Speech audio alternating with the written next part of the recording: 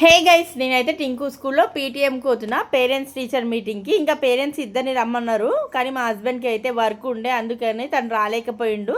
ఇంకా టింకు క్లాస్ వచ్చేసి సెకండ్ ఫ్లోర్లో ఉంటుంది, వాడు 4th క్లాస్ అనమాట. ఇంకా పేరెంట్స్ అందరూ అక్కడ కూర్చుని 1 by 1 పిలుస్తున్నారు అనమాట. ఇంకా చెప్తున్నారు ఏ సబ్జెక్టుల వీక్, ఎట్లా అల్లరి చేస్తారు, ఇవన్నీ అయితే చెప్తారు. పేరెంట్స్ మీటింగ్ అయితే టింకు అనుకున్నట్టు కన్నా కొంచెం మంచిగానే జరిగిందనమాట. ఇంకా అక్కడ నుంచి పేరెంట్స్ టీచర్ మీటింగ్ అయిపోయాక మేము బయలుదేరినాము. టింకు గప్చుప్ దింపిమని చెప్పిండు.